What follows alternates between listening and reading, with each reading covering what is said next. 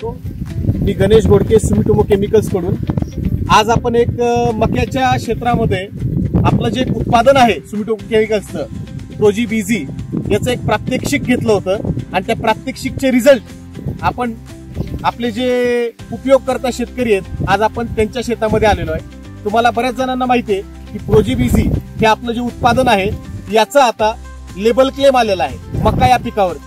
तर मका या पिकावरती प्रोजी बीजीचे रिझल्ट कशा प्रकारे आलेले आहेत ते आपण आपल्या शेतकऱ्यांच्या मार्फत आपण तुम्हाला ऐकवणार आहोत, जेणेकरून तुमच्या लक्षात येऊन जाईल। इथं सगळे शेतकरी हे आजूबाजूचे आहेत, या शेतकऱ्यांना माहित आहे हा मक्का कधीचा आहे, कशा प्रकारे या मक्याची लागवड झालेली आहे आणि याचे त्यांनी आता स्वतः रिझल्ट बघितलेले आहेत, ते तुमच्यापर्यंत आम्ही यांच्या मार्फत आता पोहोचवण्याचं काम करतोय। ठीक आहे, तर सर्वप्रथम दादा तुमचं नाव सांगा मला। माझं नाव गजानन नारायण गंगाव। हा, गाव तुमचं? गाव सळेगाव। हा, आणि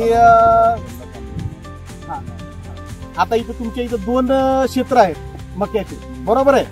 हे एक क्षेत्र आहे आणि तिकडे एक क्षेत्र आहे, बरोबर?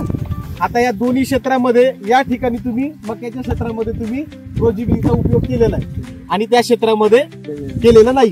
तर मला सर्वप्रथम आता तुम्ही सगळेजणांनी ऑब्झर्वेशन सांगा की या क्षेत्रामध्ये तुम्हाला काय फरक वाटतोय जिथे तुम्ही प्रोजी बीजीचा उपयोग केला? अच्छा, पानाची रुंदी वाढलेली आहे, क्वालिटी पण चांगली आहे। व्हेरी गुड, व्हेरी गुड, हे तुमचं ऑब्झर्वेशन आहे। हा, आता बघा शेतकरी मित्रांनो, बरोबर आहे का? तुम्ही बघितलंय बघा, हे संपूर्ण कॅनोपी जर तुम्ही बघितला, दांड्याची साईज जाड झालेली आहे आणि पाने पण चौडे आहे आणि हाईट पण फरक हाईट मध्ये फरक आहे, एकदम व्यवस्थित आहे। सुमिटोमोचं हे जे प्रोजी बी आहे हे इझी, हे एकदम शेतकऱ्यांसाठी उपयुक्त आहे आणि त्याच्या वाढीसाठी आणि कणसाचे भरपूर साईज वाढ होऊन जाते आणि दांड्याची साईज होते। प्रोजी बी इझी आहे, फार शेतकऱ्यांसाठी मस्त आहे। समोरच आता ह्या शेतात आम्ही फवारलेले याचा फरक दिसतोय आणि बाजूच्या शेतामध्ये लगेच रिझल्ट दिसतोय। आपण तोही फरक बघूया। इथं कॅनोपी जर बघितली आपण, ही असमतल आहे, कुठं वाढ आहे कुठं कमी आहे, बरोबर आहे? आणि पाहिजे तशी ग्रोथ नाही।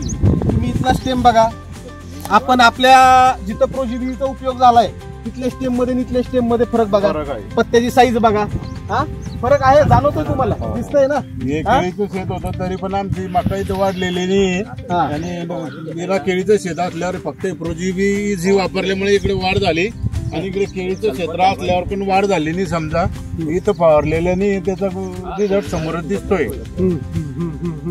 तर हा एक महत्वाचा अजून काकांनी आपल्याला एक फरक सांगितला। इथं ज्या क्षेत्रामध्ये प्रोजी बीजीचा उपयोग झालेला नाहीये त्या क्षेत्रामध्ये पहिल्यांदा केळी लागली होती तरी सुद्धा तिथं मक्याचं पाहिजे तशी ग्रोथ झालेली नाहीये, कॅनोपी तशी वाढलेली नाहीये। आणि या भागामध्ये जर तुम्ही बघितलं असेल तर खूप चांगल्या पद्धतीने प्रोजी बीजीचा उपयोग, त्याचे रिझल्ट खूप चांगले आलेले आहेत।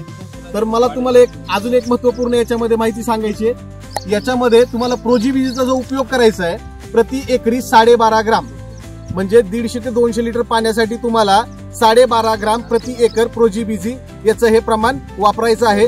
प्रोजी बीजीचा हा एक लेबल क्लेम आलेला आहे मका या पिकावरती। तर मला सर्व शेतकरी बंधूंना एक विनंती करायची आहे, एवढे सुंदर रिझल्ट या प्रोडक्टचे आलेले आहेत, निश्चित तुम्हाला उत्पन्नामध्ये सुद्धा याचा फायदा होणार आहे। तर तुम्ही जास्तीत जास्त लोकांनी याचा फायदा घ्यावा। धन्यवाद।